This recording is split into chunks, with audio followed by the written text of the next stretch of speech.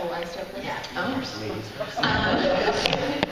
I'm Katie Morton. I'm a licensed marriage and family therapist, and I've been creating mental health videos on YouTube for about 3.5 years, and I just talk about what I do in my job, how we diagnose, what your treatment options are, and what you should ask your therapist, find in a therapist, all of that jazz. I am Savannah Brown. I'm not a therapist, but I think I fall under the category of people who sort of use YouTube as a vessel to kind of talk about mental health and how people experience it. So yeah, that's just me. Hello everyone, my name is Will. I run a daily vlog channel with my fiance called Chip689, and I am also not a therapist either. Otherwise my videos would probably be a lot more put together. Sorry if I sound awful, by the way, because I was up for a really long time. I think we all were. But as far as the mental health thing, I don't know, I think it kind of like evolved in a weird way on our channel. So this is daily vlogs, kind of like a video diary, and you can almost see the issues that I was going through for the past couple of years kind of come to a head recently, and it kind of, I don't know, it made me taking mental health seriously really important. So, and I guess through the daily vlogs, it was able to be shown, and I think that's kind of like a really cool, happy accident. Yeah, now we're here. And I'm Connor. I've been making videos on YouTube for about 5.5 years, and kind of similar to Will with my situation, it just kind of came what I did. It kind of evolved, and I just started sharing bits and pieces of my process and my story throughout, and it just became something that I became very passionate about and discussing in my channel and in my life, because it always became like a feedback loop. I wanted to become a better person so that I could make better videos, so that I could become a better person, back and forth, and it kind of became something that was very integral to my individual process in living with, you know, depression, anxiety, and addiction as well. It just became something that was really important to me. So. Good morning. Good morning. I'm so happy you're all here.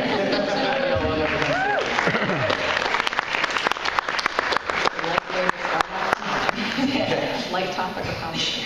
So I guess to kind of start off, I kind of want to ask a question. So why do you think we have come to YouTube specifically and the internet to discuss these kinds of things? And what do you think this specific platform offers that might be different than everyday life, or different kinds of resources as well? Well, I guess we were talking about this before, but a lot of people on YouTube, it seems, struggle with similar things. And I don't know if that's because it's sort of, I talked about this before, but it's kind of like the outcast, you know, so you go to YouTube because you don't quite fit in, or you have issues, or a lot of people have anxiety on YouTube, or like social anxiety, and find it difficult to, you know, talk to people. So you come to YouTube because it's a chance to talk to people, but, you know, control it, so to have entire control over your interactions with people. So, I don't know, I guess a lot of people struggle with the same thing, so it's such a good outlet to say, hey, this is what I'm going through, and then people will say, hey, I'm going through this also, and it's an amazing way to relate and share your experiences, I think. And the fact that it's on both sides of the camera. It's not only, I mean, all of us are internet people, so we all have like the social adeptness of a spoon. So, but when it comes, I mean, even though there's a lot of people that seem very put together in their YouTube videos, they're probably suffering with the same kind of social anxiety that you're going through. And I do think, I mean, YouTube has been so, what I love about YouTube, whenever I started YouTube, is where the weird kids went to express themselves, and like that's kind of how I still view it. And with our channel, we just kind of like, fuck around, sorry. We just kind of mess around. And, but, Like, can we cuss? I don't know. We're crazy. Can I cuss? Yeah. Yeah. Good.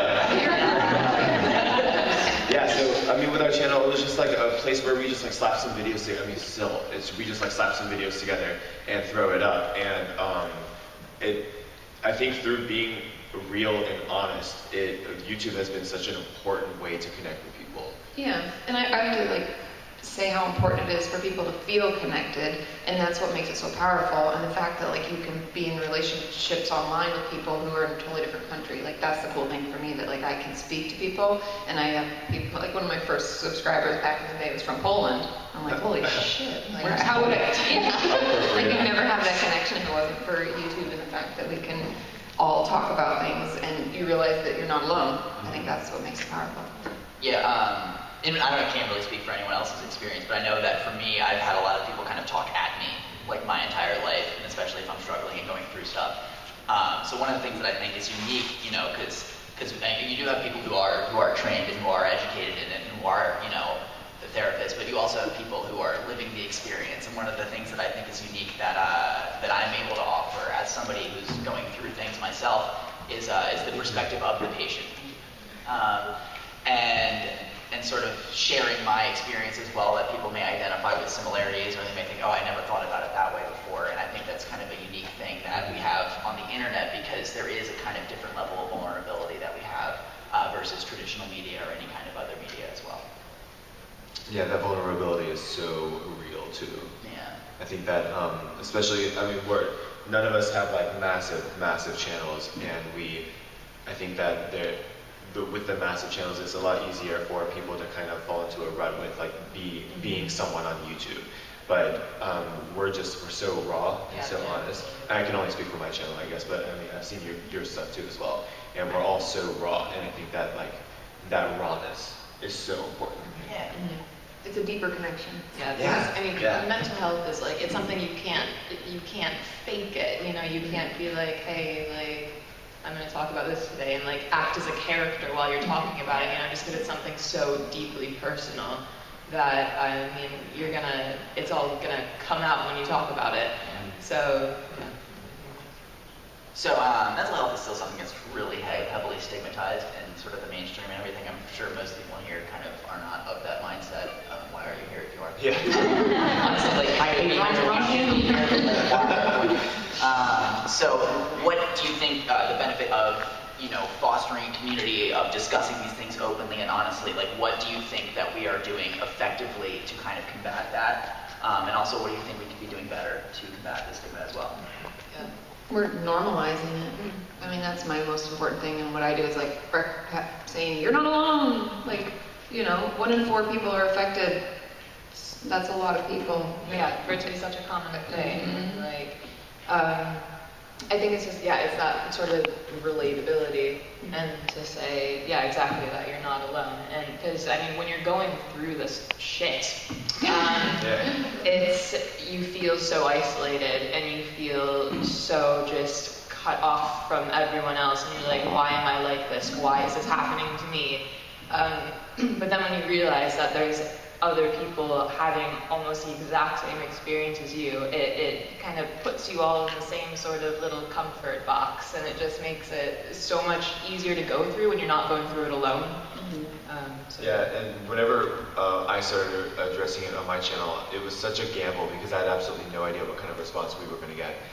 But I knew that it was happening, and it wouldn't be a true daily vlog if I didn't discuss what was happening in my life. And especially whenever we made the video where I came forth about my PTSD and how it was affecting our relationship, I had absolutely no idea what people were going to think, because I knew that there was that stigma, and wow, okay, look at Will, his shit is like so fucked up, you know? He's so messed up, and his PTSD is so bad.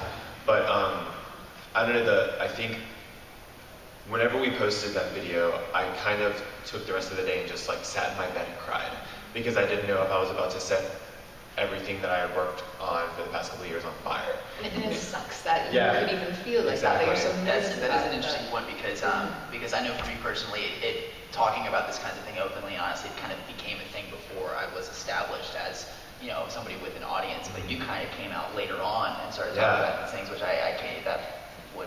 Well, when I started my channel, if you had asked me when I was like 20 years old or 20, how old was I? Like 21, 20, when we started the channel? You started in 08. Well, I mean, like, when we started daily vlogging, I don't know how, so I was maybe like 22 or 21.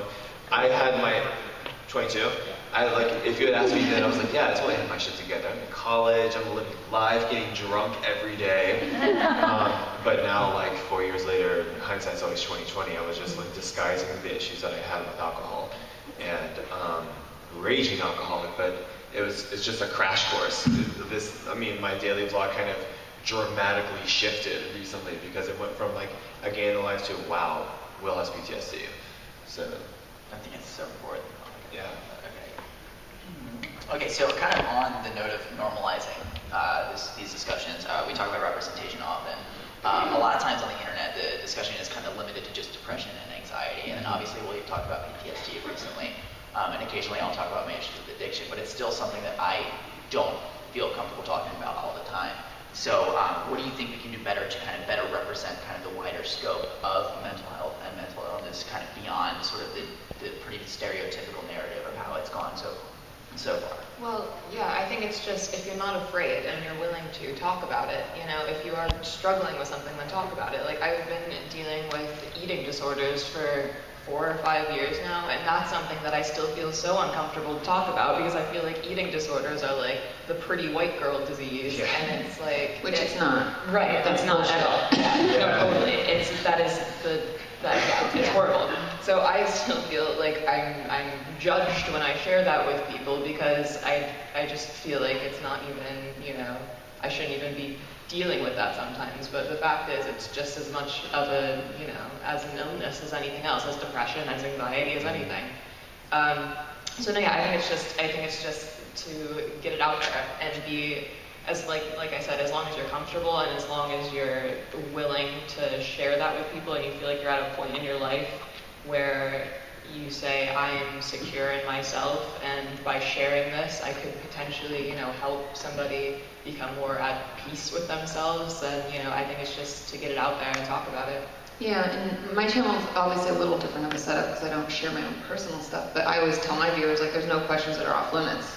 Like, there's no comments, there's nothing that I don't talk about, or like, because that's like the opposite of what I want to get across, because everything's way more common than we think, and eating disorders is like my specialty. And I'm like, it's not just a white girl, like vanity thing, has nothing to do with that. It's like the complete opposite. Not to mention, like, people don't always consider binge eating disorder an eating disorder. It's an eating disorder too. It's the same, it's just as dangerous. So yeah, it's making sure nothing's off limits. There's no judgment. It just is. We're all the same, you know. And I think, like, just even begin it, you have to entertain the possibility that there might be something wrong. And that was so hard for me to just jump that hurdle. It took me so long for me to just admit that there was an issue that I wasn't dealing with. And whenever I finally, whenever things came to a head between myself and RJ, I made the jump and I went to a therapist, and sitting down with my therapist, and she kind of just like laid it out for me, and she said, I'm a PTSD like specialist. I specialize in this, and you are textbook PTSD. And you have to admit it. And I come from a community where if you have like an issue, you suck it up and you move on with your day, and you don't burden anyone else with your issues. And that is so dangerous. That's to just stifle the issues that you have and to not give them any merit. That was something that I had to break myself up. I had to tell myself that it was okay for me to have a problem, but it wasn't okay for me to not fix it. So that's where I am now. But I think that what we do with our videos is give it merit, and that's the only thing that I can do for you guys. You know, I can only tell you how serious it is for me, and hope that I inspire you guys to take your issues as seriously. Yeah, reach out and get help. Yeah, one of my favorite things, kind of going off of discussing sort of the safe space aspect, that's one of the things I enjoyed most about all of this. It's not necessarily talking about my own stuff, because, you know, talking about yourself is great, but, you know, but kind of validating other people's experiences. You know, like, there's basically, as long as you're not hurting anyone, there's really no wrong way to experience life and existence. And I think it's so important that people realize that, like, if they're feeling something, it's valid. If they're going through something, it's valid. And that's something that is very key to what I do individually. And I think, obviously I can be better at it, but we can always be better. But it's something that I think is extremely important to kind of continue this and continue to normalize it as well, because people are experiencing, you know, even within sort of that traditional depression, anxiety narrative, there's an infinity of experiences within that. So I think it's important to kind of validate everyone's experience, because everyone has their own context and everyone has their own process. Yeah. Totally. Okay. So kind of, that kind of goes off of what we were just talking about. How, like, individually have you gone about, like, what is your process and what is your kind of creative voice behind discussing these subjects. What do you do individually? How do you address this on your channel, and how do you address this in sort of your general social media presence in general? It doesn't matter. I do poetry on my channel. It's really good. Yeah. But no, yeah, I do a lot of spoken word stuff, and a lot of it is inspired by like my experiences and stuff. Like I put one up recently that was about how I experience anxiety, sort of, and a lot of like a surprising amount of people were like, "Oh my God, this is exactly how I feel," you know. So poetry is not the most traditional way to say, "Hey, I have a problem," but it's something that connects people really well, which is something I never really expected would come from it. But that's sort of, I haven't made a video just sitting down and talking about anything yet, just because I don't know if I'm at that point where I'm comfortable with it yet. But through doing my poetry videos, I've been able to sort of share my experiences with people. For me, just I always listen to my viewers. That's how I decide what to talk about. That's how I decide how much to go into it. That they guide what I do, and that just, I guess, reiterates that you're not alone, because I talk about all sorts of stuff, and that means that there are other people asking for it too. Yeah, I think that there's no like regimen or anything for my channel. It's kind of super sloppy. But I think like as it happens, well, it'll be discussed in the vlogging whenever I go and see my therapist. I'll share some stuff if I found something really cool, and there's like a packet that my therapist gave me on my first day, and it's like it absolutely changed my whole way of thinking about my PTSD. But I think I don't really know like what's going to happen, because I'm going through the process of fixing everything now, that I don't know what the outcome is going to be, and I think through that, it's how I end up addressing it. I kind of have no idea what I'm doing, and I think a lot of people take solace in that wow, okay, he has absolutely no idea what he's doing. That makes me feel better, because I don't know what I'm doing either. So, but that's just like the journey of mental health. You're navigating some uncharted territory, because all of us have our own issues, and it's okay for us to have our own issues as long as you address them. Yeah, that's kind of how I do it too. I really don't know what I'm doing. Yeah, you just do it. Yeah, you just go.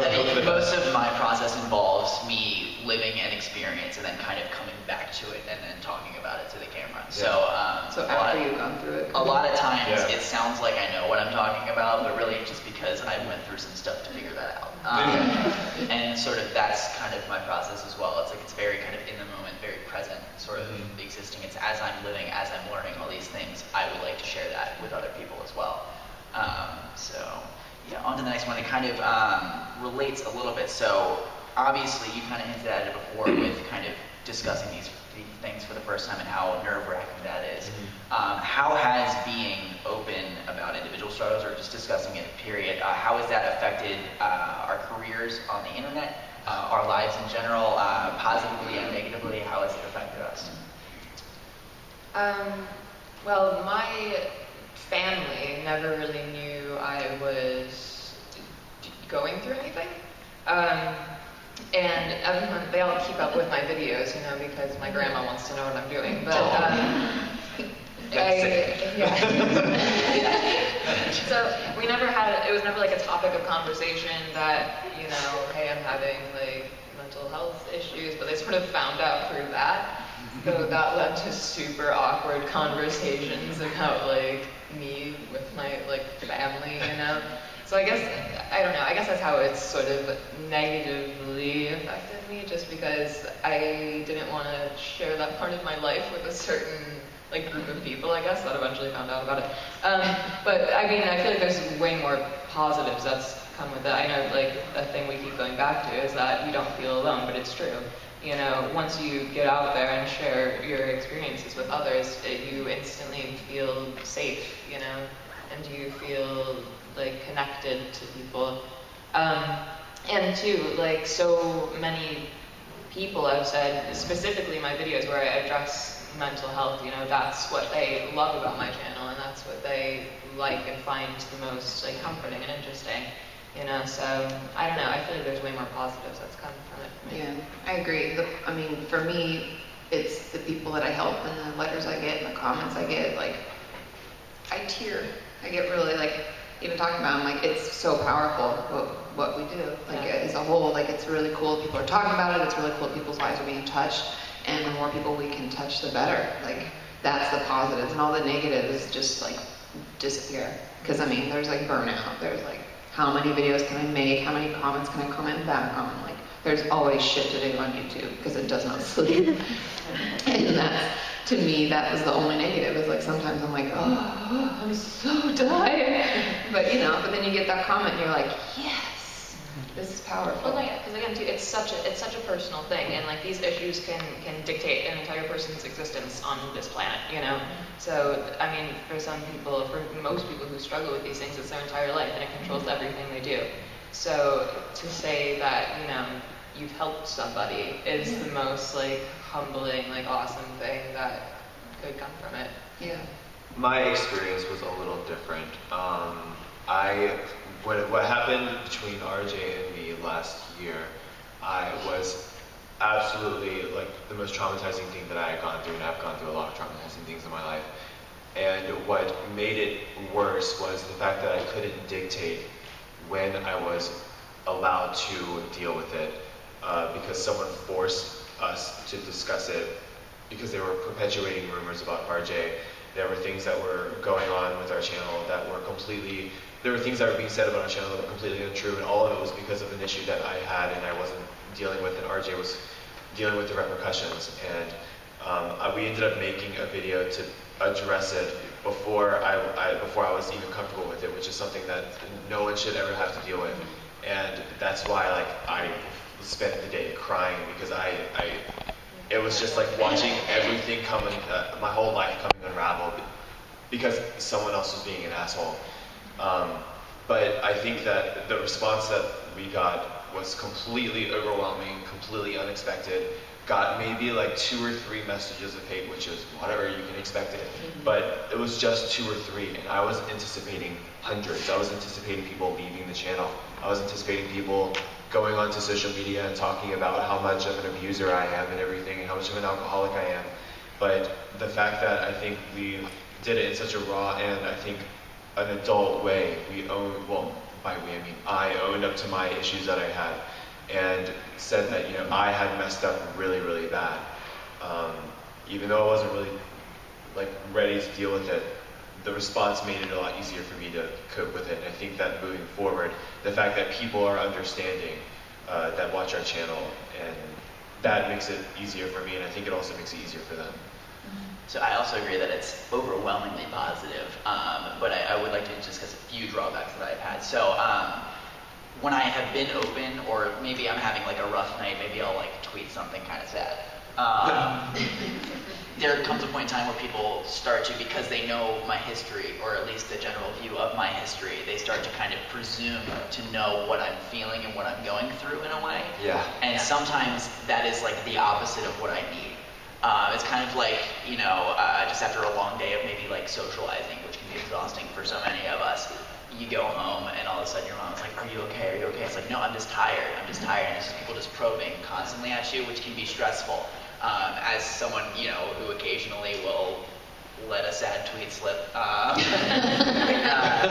sometimes people then will then presume it's like, oh my gosh, are you okay? Are you okay? And it's like all these like all of a sudden it's this big issue, and it's like really it's just like I was just kind of sad at that. So sometimes that can be an issue as well. Sort of kind of people presuming to know what you're going through, even though, you know, because again, even though we are open, it is a limited view. It is very tactical, and I think it's, you know, important that it is very tactical, at least on my end of what I do. I can't really share details all the time of everything. We're gone with a daily vlog. Everyone feels like they know everything. Yeah, that is definitely something as well. And kind of going back to sort of people just finding out things. I mean, that's how I came out. Like, I didn't sit everyone down and come out and say like, hey everyone, I'm bi. I just kind of, I made videos about it, and all of a sudden it was like something that people found out. So, Surprise. so again, it's sort of the overwhelmingly positive, overwhelmingly amazing, these safe spaces that we're talking about things. I personally feel more comfortable talking to a camera about these things than I would kind of sitting everyone down. Oh my God, of course.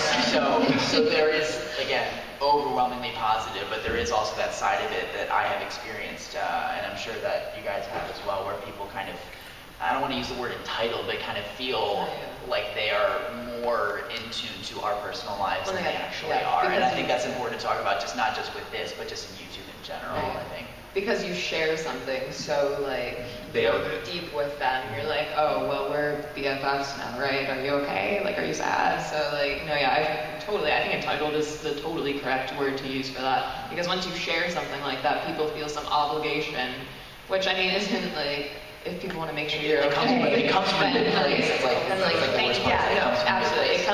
I don't think the intentions with it are malicious, but no, it's totally, well. Yeah, sorry. I scoff because like I've had so many shitty experiences with people literally trying to use it to do whatever they can to harm myself and RJ. So, and like, I'm sorry, I mean, you guys have like had like good responses, but like it's been really hard for RJ and me sometimes. Kind of what the next question is. Yeah. So yeah, kind of taking it beyond just the YouTube space, so just in general in social media as well. You know, there's good parts, there's bad parts. I personally, you know, the other day I was talking about how I just recently reached 3 years being clean, and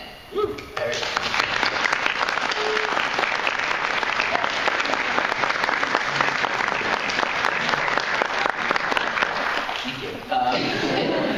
But a few times I've talked about my issues with substance abuse, and what has happened on Tumblr is I've had maybe 1 or 2 people go into my ass box and try to deliberately trigger me using very specific, very, very inflammatory language, just very angrily trying to, I don't know why. Who does that? Do you have an Who are these people? For the most part, I do have an on because that's something I do, but a few times I've had to turn off because of that, because people just coming into my ass box and just like, the thing is, like, these are very angry people and they don't understand what they're doing, but literally what's happening is you're like risking my life by doing that, because it's not when as somebody living with addiction, it's something that, you know, when you're asking me, it's like, oh, do you want to drink or do you want whatever, it's not asking me if I want to get, you know, fucked up for the night, it's asking me if I want to live or die. It's like that severe of a question. So like when that kind of stuff happens, it is a negative. So, you know, social media can be positive, but there also is drawbacks. So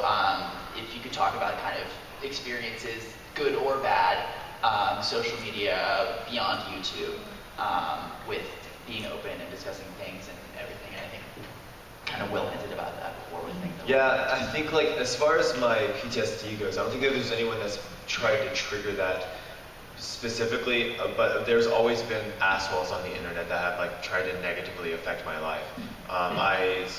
Way back in the day when I was living in Florida, a subscriber called my job when I was teaching at a university and tried to get me fired by pretending to be the parent of one of my students. So, and they said a lot of lies about me, and the university, being scared and wanting to cover their ass, went through with the complaint, and I had like a hearing and everything, and it was difficult to explain. All my professors had to divvy up my videos and watch all of them, which was so embarrassing. Some of them were like, I'm wasting my time. Some of them were like, you're actually doing a really cool thing. This is like, you keep it going, what you're doing right now. So kind of like a cool thing that came from that. But I can't have an on because I don't think, I'm not as strong as RJ, and to just be able to walk away from something bad that someone says about me. I mean, are you gay? Like, faggot. Like, those are my favorite comments. I love it. Like, oh, you're new here. Welcome. But there's some people that get really creative with the hate that they spew. And it's disgusting. I don't think there's ever been anything like PTSD related now, because I kind of took a step back from the comment section since I've been public about the issues that I'm going through. God, fucking RJ's a saint. Block button. Yeah. That is important. Like, you don't have to acknowledge.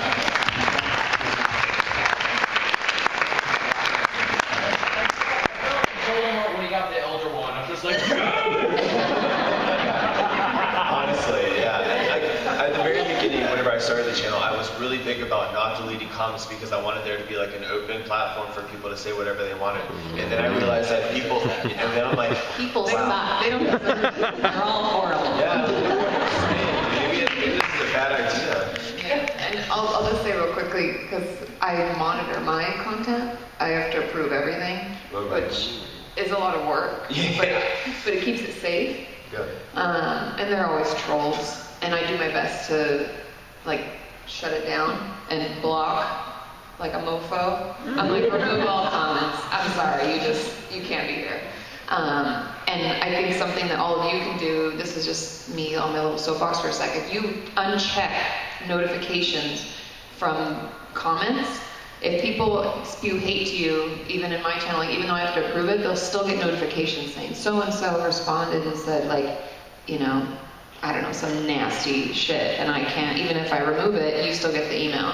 So turn that off if, you know. Because if you have a sea of like hundreds and hundreds of nice comments, and then you have one dickhead who like thinks that, you know, like that one thing that one person said will always stick out more than the rest of the wonderful things people have told you. So I think it's just that disconnect. You just have to disconnect yourself from it and say, this person's an asshole, I'm so much better than them. You know, just as a human being, that you shouldn't even, you know, it shouldn't even be an issue. You just need to disconnect yourself from it. Yeah, and I think that something else that's important too is like whenever people decide to do that, what was I going to say? That you're not weak if someone decides to come at you and all of a sudden you don't know how to deal with it. Yeah. You're like, you need to make sure that you put yourself first and like whatever it is that you're going through first, and don't try to give what other people say nasty things about you. You can't give it merit. But it's so hard because I think us as humans, we evolved really caring about the negative stuff in our life. That was how like the humans that worried about, the way that my therapist put it, she said, you're always worried about the tiger in the bush, but there's no, It's survival. Yeah, you're always like trying to figure out how to survive, and with PTSD, you're always convinced that there's a tiger in the bush, but the problem is that there's no tiger anymore. And whenever I went through the bullying and, you know, I was beat with rocks and set on fire and shit when I was a little kid, I still feel like there's always that threat of that happening to me, and that's why like I hate being around school buses. I hate school buses more than anything else. And I will always live with me feeling like there's a tiger in the bush, and but that's just how humans evolved. The humans that cared about the tiger in the bush ran away, and the ones that didn't got eaten. So it was the ones that cared about that, and we evolved to care about the negative stuff in our life, and we give it more merit in our head. We have 1,000 nice comments, but that one asshole, like, God, I'm gonna be thinking about that for like a day. Totally. But it's okay. Like, that's just how we are. We accept it, and we just try to move on the best way that we can. So kind of backtracking a little bit, you talk about how you don't have none on. For my Tumblr blog, that's like one of the most important things that I do on Tumblr, I think, is have that option on. And it just kind of goes back to what we were saying a little bit earlier with, like, it's okay to, like, my life changed significantly for the better when I consistently reminded myself that I do not have to respond to anything negative. Like, even if they're right, you do not have to respond. You do not have to respond to anything that is going to put you in a bad place. You just can remove yourself from it and detach it. And that's something that I practice very often with my Askbox. But kind of going back to the whole safe space situation, that's like one thing that I personally love doing so much on Tumblr is, you know, people come to me and they talk to me about whatever's going on with them. And I don't have the answers to everything, but if I have lived a similar experience, or if I've gone through something similar, or if I have something to say of value, then I'll share that.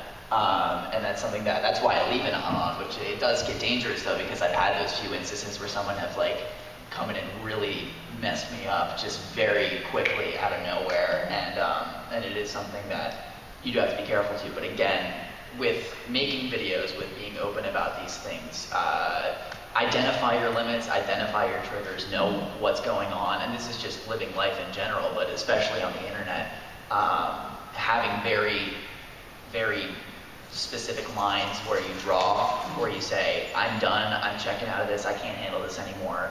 That's fine. That's totally okay. And it's an act of self-care. Keep your boundaries up. And just be kind to yourself. Yeah, too. you always put yourself first. Always put yourself first. It's not selfish. It's not, you know, put yourself first, because your health and your mind and your safety is the most important thing. So. Yeah, whenever I was going through a really rough time in high school, I had just broken up with, I guess, like my second boyfriend or whatever he was back in the day. But he was a real trip. He was an asshole. And who here knows Death Cab for Cutie? Yeah. You know the song Tiny Vessels? Yeah, that's a really good song, but it's like a really awful song at the same time. The lyrics are, "You're beautiful, but you don't mean a thing to me." That's how he broke up with me. And it was like, I know. So that was like right after I was like really owning my homosexuality, and I thought that, is this what it's going to be like for me? Is this what it's going to be like for the rest of my life with people treating me like this?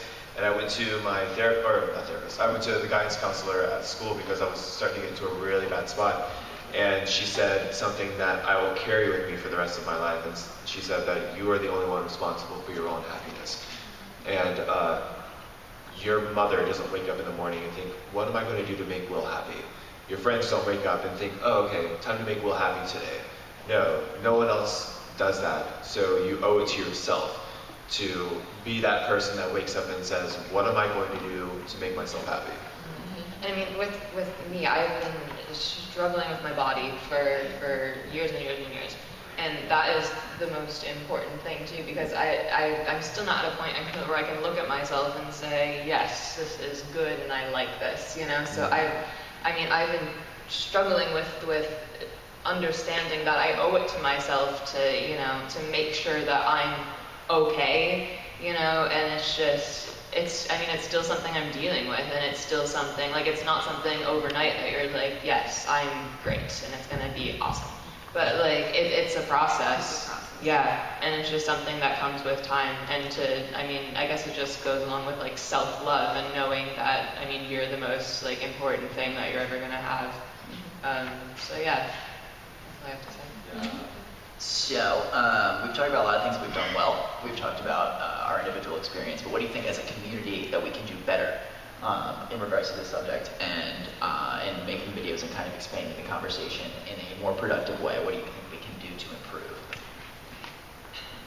I think, we've talked about it, but it's just a matter of talking about it more. I feel like just like feeling comfortable to talk about it, and it's like sticking up for other people, defending others that are being, you know, treated like dirt, you know, like you need to stand up for people and you need to keep the conversation going and keep talking about it, I guess.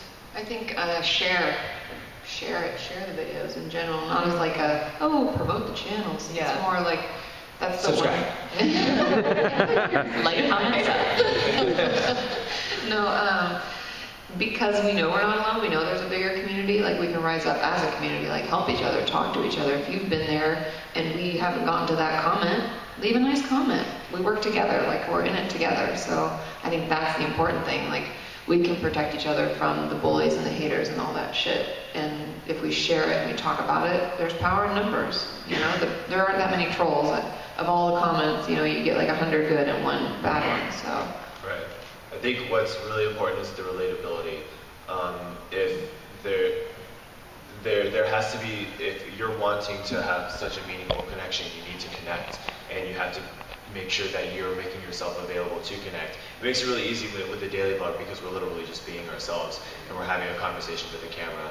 But doing more sit-down, scripted stuff, it kind of feels a little bit more disenchanted. There's kind of like a wall there between the person that's watching and the person that's viewing. But you know, some people are really good at still making that connection or making that or bridging that gap than others. But I think at the end of the day, that's kind of what YouTube is all about. These kids sitting in their room, their bedrooms, making videos and talking to an audience of people. And there has to be like that. There has to be that relatability. And I think through that relatability, you guys can identify with me and I can identify with you. So when I have my issues, you can almost feel like you're dealing with your issues at the same time. And to make it better, though, I don't know, because I would like to make myself better. So I think that's kind of like the way of improving yourself may help the group improve itself too, because you're on YouTube. Yeah, sure. Probably one of the most common questions I get all the time, like kind of at the end of somebody describing their situation or what they're feeling is, what do I do? And that's not something that I know. I don't know what to do. So how do you think as sort of creators, and obviously Katie and being a therapist, like what do you think that we can do to better direct people to more productive avenues of help rather than going to a stranger on the internet, which is a productive thing and it's really important for a lot of people. But that's not really a sustainable way to help improve yourself. So how do you think we can do better in that regards, directing people towards more sustainable ways of helping themselves and also just better ways of helping themselves? Yeah, because I always get asks on Tumblr, literally saying, what do I do next? Like, how do I deal with my anxiety? How do I fix my eating disorder? And I'm like, how do you fix my eating disorder? When you figure it out. Yeah, when let me know. I love if there's some magic, like, I'd love it. Yeah, that'd be great. But it's just, go to a professional. You know? Send them to my channel and reach out for help. Yeah, like tell the important people in your life. Tell your parents. Tell anyone who you feel like you can be comfortable around and that you trust. Or who take it seriously. Yeah, exactly. And go to somebody who deals with those things. Therapy's good. Like there's medication. Like don't feel like you're lesser for taking medicine. To fix and that's such a common thing that people feel like, and they try to stay off antidepressants or whatever. But it's like if that's something that can help you, then don't feel embarrassed and don't feel ashamed to do that. But no, I think it's just a matter of finding professional help. And people that know what they're talking about instead of just because people come to us, I guess, on Tumblr because they relate with us, and they feel like they can trust us since we've come forward about our experiences. But the fact is, none of us know what's happening. Yeah. We don't know what's going on. No idea. Yeah. So yeah, it's just go to a professional. And I want to just say this because I know a lot of my viewers are like, but I reached out and that person didn't help. One, it may not be enough. You may have to shout to be heard. That doesn't mean that it's not important. That doesn't mean that your issues aren't, you're not sick enough. If I hear that one more time, I'm like, oh my God, don't wait till you're sick enough. That's when shit is bad. Start early. Yeah. I have to lose X amount. No. Reach out for help. And if someone doesn't hear you, go to the next person. Do it again because you'll finally find someone that really cares, that loves what they do, that is there to listen and knows how important it is. And you'll get the help you need. Don't think because the first person doesn't understand means that it's not real, because it's real for you. Yeah, that's my shtick. So I'm reminded of a scene in Sense8. First of all, who's seen it? Okay, you guys, good taste. There is a very, very important scene in that show between Nomi and Lido. And Nomi says something that I had to pause and just sob for about an hour because it rang so true to me. That where I am today is due to the fact that other people were the way that they were. And you can't really get mad at them because at the end of the day, they were being true to themselves and they took it out on you. And you happen to be the target of a lot of things that people shouldn't have to be the target for. But the true violence that we do is when we're not honest with ourselves. At the end of the day, they're just being true to yourselves. It's good for you to be true to yourself as well. And if you don't give yourself and your problems any merit, or you let other people mitigate or try to dismiss the issues that you have, you're doing yourself a massive disservice. And it's good whenever people do reach out to us. There's nothing that I can do because I am not a professional. I'm still figuring it out myself. Don't come to me, because I feel like I'll even make it worse. But seeking out a professional is definitely a good step. Just being honest with yourself is the most important thing that you can do. And I think that I can't stress that enough in our videos, to just be honest with yourself.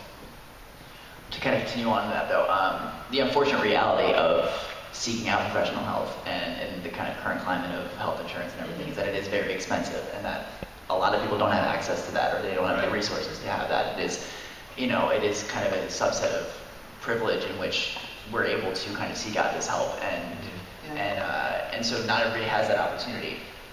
So an option that most schools will have a guidance counselor, Yeah. things like that. So just because you don't have health insurance or you don't have resources to afford medication or anything like that, it does not mean you cannot get help. Even just, like I said, kind of shouting to as many people as you can that you can trust, friends, family. Again, I direct people towards school guidance counselors very often because that is something that you don't have to talk to your parents to go to that. That's something who's just there at your school every day you can talk to. And that's what you're supposed to do. That's something that I tell people a lot because that's something that I used when I was both like in elementary school when I was having issues with my dad, and then into high school as well. And it's something that I think a lot of people don't think about that as an option, but it is because at pretty much every school that is a thing. So I found that that's a really kind of accessible tool for anyone because a lot of people when I say get professional help, they're like, okay, how do I do that? And that's a kind of bridge, and it's also again something that you don't have to go through parents, you don't have to go through other venues. It's something that is accessible for pretty much everyone if you're at a school. Yeah, and you have them at colleges too. Colleges.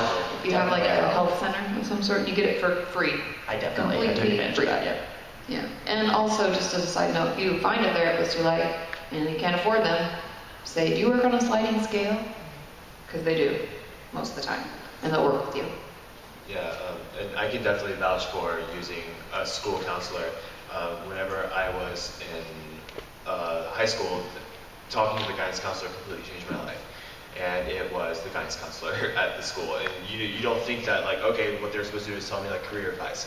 But actually, some of them are, and hopefully most of them, are well equipped to deal with the issues that you go through as well. And, I also sought out counseling at my university, and that was free as well. So I would just, it may be more difficult, but just do the research. There's usually something that you can find that will be worthwhile. Yeah, so we've got about 15 minutes left in here, so I thought that we could probably open it up to questions from y'all.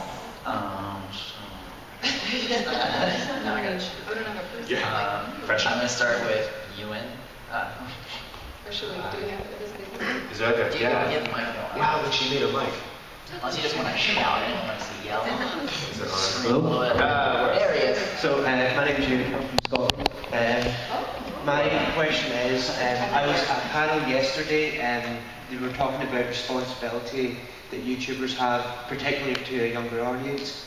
So my question is, how do you deal with the responsibility of talking about mental health on YouTube, and where do you draw the line of what you discuss and what you don't? So for me, I definitely have very specific kind of rules. I tend to try and speak as generally as possible because while getting specific is important, therapeutic-wise, it is sometimes, there is a point where it becomes too much and you can overshare. And I've crossed that line very many times. It's kind of like a trial and error situation. But for me, I kind of try to frame things in a way where it's not all about me. Since it is a public forum, since it is something that I like to look at my videos, and what I do is not just about me, even though it's mostly me talking about me. But it is a community, and I like to kind of frame it in a way that it's not something that it's just going on with me. It's something that other people can identify with as well, and can kind of bounce off and discuss their own stories as well. So that's kind of how I do it. I kind of try to keep it general, and every once in a while I dive into specifics and details, but I try to keep it universal so that people can kind of, insert their own experience and kind of feel it that way. Yeah, I feel like I do the complete opposite. I feel like the only thing I do is I talk about my experience because I feel like that's the only one I can really own up to, and that's the only one I can really relate to 100%, obviously because I am me. But I think just being honest and open about it, and I think there's always that chance that what you say will resonate with someone else, and I just pray that they can find something in my struggle that they can identify with, and then maybe see, okay, here's an example of an experience that's very similar to mine, maybe I can also do it as well. I think, just being conscious of, like put yourself in the position of somebody with, similar issues, I guess, who is watching this video where you're discussing these things, you know, and just because I feel like when I want to discuss mental health is because I want to help others deal with it, not because I want to say, like, it's not like a therapeutic thing for me, but it's sort of indirectly a therapeutic thing, but it's not directly, like, that's not why I'm doing it, it's mostly to help others. So I think it would just be, yeah, to put yourself in the position of somebody else with the same issues and say what would help this person, you know, and I mean, if you get too specific, it's triggering sometimes. It's triggering for people if you start getting too directly into things. So I mean, I agree with Connor generally that just to keep things not vague, but you know, general enough that they can be applicable to like a large audience, I guess. And I guess mine's just a little different because of what I do, but I still have limitations. Like, there are things that people will ask that I'm like, I don't do that, or I don't know that, or I haven't practiced it or been trained in it, and so I'll see if I get a colleague to come talk, because mine is, you know, a professional channel, and I want to make sure that I'm not just disseminating information that I just Googled it. I mean, you can Google it, you know, so. I don't know is such an important answer. That's important to say. I don't know, so I'm not going to say it. And I'll say that sometimes, like, I don't know, that's not my specialty, but I'll get back to you. Find somebody who it is, you know. Hello. Oh, I'm sorry. I'm sorry to all of you. I'm very passionate about holistic living and spiritual wellness, which is what I'm teaching professionally, even spiritual wellness, out of my own personal experience of trying to find myself and improve myself. I want to know, my audience is really growing, but it's really more a little bit older, 30 to 55, and this is a really young audience. I feel extremely old in here. And the only reason why I can talk and write and speak about it and get paid for it is because of my age and my experience. I want to know, in the millennial generation, how much, because I am finding that people are massively lost now, massively, in their soul. We're spiritual beings living in this physical world. That's what we are.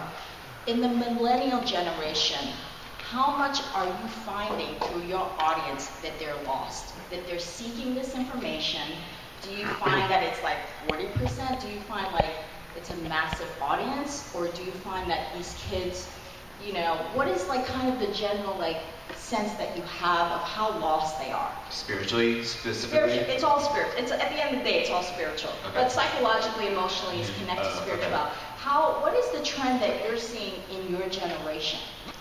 I mean, I have to say, I think YouTube helps people find themselves, feel more connected. I'd venture to say that maybe prior to, people maybe felt more lost. I mean, it'd be you guys responding to let us know what really it is. But I'd say that that's why we do what we do. We connect people, help them find themselves, help them feel more a part of something, not feeling so lost like an island, you know. We're more connected. So maybe prior to finding us, they were more lost. What do you say? Yeah. Sure. I feel like part of the reason that our generation might feel so lost is because millennials are in their 20s and 30s. You're supposed to be lost. Aren't in a place where you have had the opportunity. I personally believe that you have to get lost before you can find yourself. It's not necessarily a product of, I mean, I'm sure it comes into societal like part of it. We haven't had the time to figure out where we want to be. Being lost isn't a problem. It's not something that needs to be fixed. It's part of the growth. Yeah. Not necessarily always bad. Yeah. Agreed.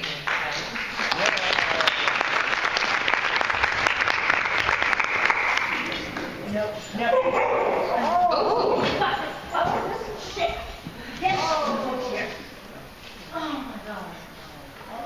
Everything okay? Nobody got hurt.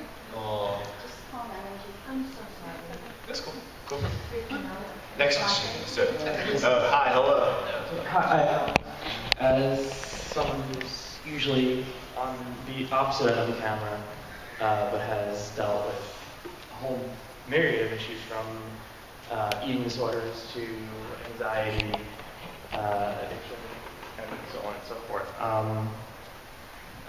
I do have a passion about helping to diversify how we portray mental health now, because we get so many stereotypical portrayals. But when it comes to a non-fictionalized version of that, for me to like, get in front of the camera and talk about it, I would like to, but my biggest fear is how that would affect the people that I know in my personal life, their responses to it. Even if they know what my issues are, will, you know, if it's something specific or whatever, that they were there for it, and it offends them negatively or something. How do you deal with something like that to mitigate that type of almost responsive isolation that can come from people that you thought would respond? That's something I've very much dealt with.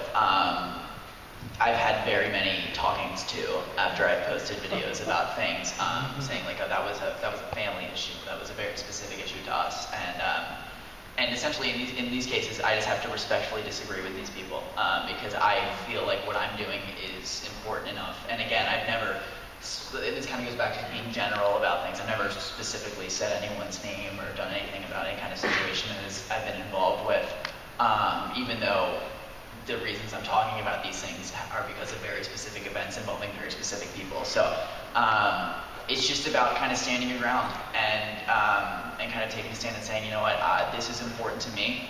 I think this is important for me to create, and this is important for me to talk about.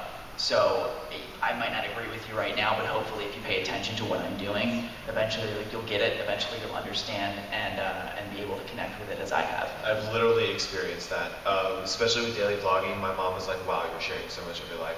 Why are you doing this? And it was just like a fun project that RJ and I started a long time ago. But my mom, she didn't really get it at first, and she was like, whatever, you're doing your internet thing, whatever. But then later there were people that, and I'm not saying that this is okay, people were contacting my mom, but they were being nice and they were saying, wow, what Will is doing is so important and he's helping me out. And I think like, I don't know, maybe like 2 years into the daily vlogs, my mother came at me, she said, well, you know you can't stop now, right?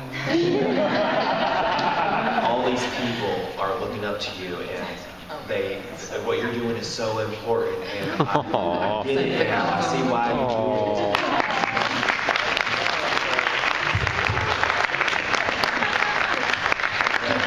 People who think negatively about these things are people that will only have their opinions changed with time, I feel like, and time and experience and understanding. It's not something that you can sit down and argue with them and say, but like, you're wrong and blah, blah, blah. It's something that, yeah, exactly, through experiencing it and through beginning to understand it, people are only going to get it then. So I think it's just to not be afraid of that and understand that it's a possible like repercussion, I guess, of sharing things like that. But again, it's just you're in the right and they're in the wrong, you know, and hopefully they will understand eventually. I think that's all you can do. So I think we have time for one more question. I don't like this is pressure. Cool.